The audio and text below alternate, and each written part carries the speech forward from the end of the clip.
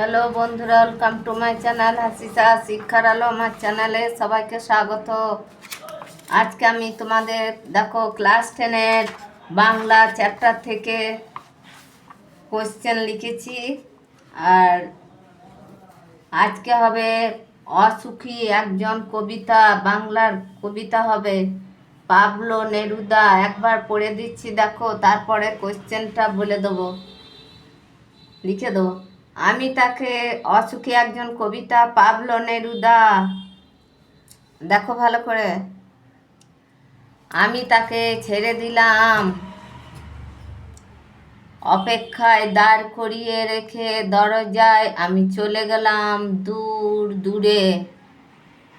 সে জানতো না আমি আর কখনো ফিরে আসবো না।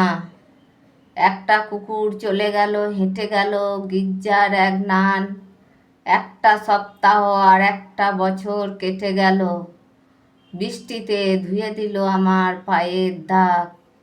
ঘাস জন্মালো রাস্তায়, বৃষ্টিতে ধুয়ে দিল পায়ের দাগ। ভেরি ভেরি ইম্পর্ট্যান্ট, আন্ডারলাইন করতে হবে।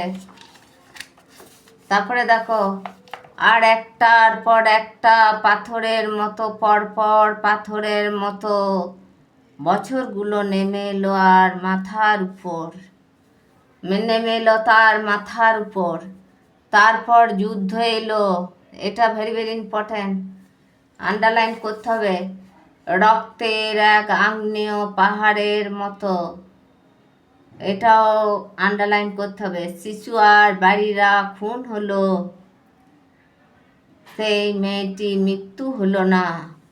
সমস্ত সমতলে ধরে গেল আগুন, শান্ত হলুদ দেবতারা। এই লাইনটা দাগ দিতে হবে। যারা হাজার বছর ধরে ডুবেছিল ধ্যানে, উল্টে পড়ল মন্দির থেকে টুকরো টুকরো হয়ে। তারা আর স্বপ্ন দেখতে পারল না। সেই মিষ্টি বাড়ি, সেই বারান্দা, যেখানে আমি ঝুলন্ত বিছানায় ঘুমিয়েছিলাম, যেখানে আমি ঝুলন্ত বিছানায় ঘুমিয়েছিলাম, এটা আন্ডারলাইন করতে হবে। গোলাপি গাছ, ছড়ানো করতলের মতো পাতা, চিমনি, প্রাচীন জল তরঙ্গ, সব চূর্ণ হয়ে গেল, জ্বলে গেল আগুনে।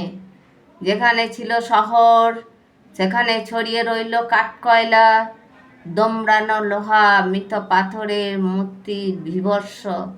এই লাইনটা দাগ দিতে হবে, আন্ডারলাইন। দমড়ানো লোহা, মৃত পাথরের মূর্তির বিভৎস মাথা, রক্তের একটা কালো দাগ। এই লাইনটা দাগ দিতে হবে, রক্তের একটা কালো দাগ। আর সেই মেয়েটি আমার অপেক্ষায়। দেখো, এটা তর্জমা করেছেন নবারুণ ভট্টাচার্য।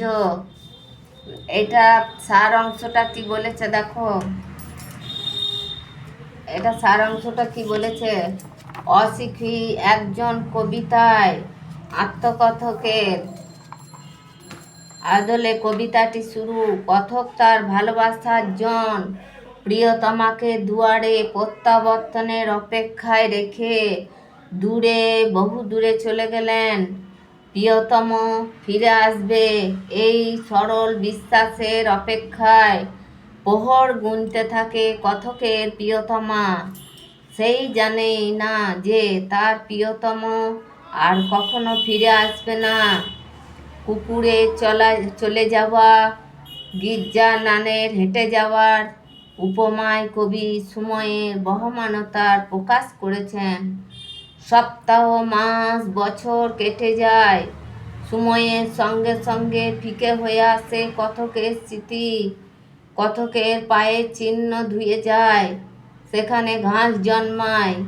এইভাবে প্রতিদিনকার অপেক্ষার মুহূর্তগুলো একটার পর একটা পাথরের মতো জমতে জমতে ভারী হয়ে নেমে আসে অপেক্ষারত মেয়েটির মাথার উপর। তারপর আসে প্রাণঘাতী যুদ্ধ।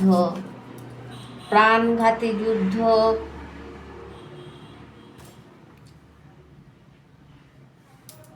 সেই যুদ্ধে বিভৎসতা রক্তস্নাত আগ্নেয় পাহাড়ের মতো, যা নিষ্ঠুরতার হাত থেকে বাদ যায়নি শিশুরাও। খুন হয় বাড়ির সকলের, সমস্ত স্মৃতি মুছে যায়, কিন্তু এসবের মধ্যেও বেঁচে থাকে কবির প্রিয় সেই মেয়েটি। কারণ প্রেম শাশ্বত, তার মৃত্যু নেই, চিরন্তন না দেবালয় চিরন্তন। প্রেম মানুষকে মরতে মরতে বাঁচতে শেখায়। যুদ্ধের আগুন থেকে বাদ যায় না দেবালয়ও। শান্ত ধ্যানমগ্ন দেবতারা টুকরো টুকরো হয়ে ভেঙে পড়ে। এই দুঃসময়ে দেবতারাও মানুষকে বাঁচাতে ও স্বপ্ন দেখাতে ব্যর্থ হয়। যুদ্ধের রোষানলে কবির ফেলে আসা বাড়ি, বারান্দা, ঝুলন্ত বিছানা, গোলাপি গাছ, চিমনি, জল তরঙ্গ সব কিছুই ধ্বংস হয়। শুধু শহরের জায়গা ছড়িয়ে থাকে কাঠ, কয়লা, দোমড়ানো লোহা, মৃত পাথরের বিভৎস মাথা। ধ্বংসের তীব্রতাকে স্পষ্ট করে দেয় কালো রক্তের দাগ। আর এই ধ্বংসের মধ্যে জেগে থাকে মৃত্যুহীন ভালোবাসা, যে ভালোবাসা নিয়ে কবির জন্য অপেক্ষা করে থাকে তার প্রিয়তমা। তারপরে দেখো এটা কেমন প্রশ্ন দিয়েছে, প্রশ্নটা লিখেছি দেখো, প্রশ্নটা একবার পড়ে দিচ্ছি। দেখো, অসুখী একজন কবিতা, পাবলো নেরুদা। প্রশ্নের মানে, শিশু আর বাড়িরা খুন হয়েছিল কেন?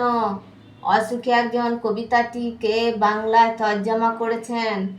তারপর যুদ্ধ এলো। যুদ্ধ কেমনভাবে এলো? যেখানে ছিল শহর সেখানকার কি অবস্থা হলো? এবার দেখো, সব চূর্ণ হয়ে গেল, জ্বলে গেল আগুন। কোন জিনিসের কথা বলা হয়েছে? পরিণতি কারণ কি? এটার 3 নম্বরে প্রশ্ন। তারপরে দেখো, তারা আর স্বপ্ন দেখতে পারল না। তারা কারা? কেন স্বপ্ন দেখতে পারল না? তারপরে সেখানে ছিল শহর, সেখানে ছড়িয়ে রইল কাঠ, কয়লা। অসুখী একজন কবিতার অবলম্বনে শহরের এই পরিণতি কিভাবে হলো? এটা হচ্ছে 5 নম্বরে প্রশ্ন।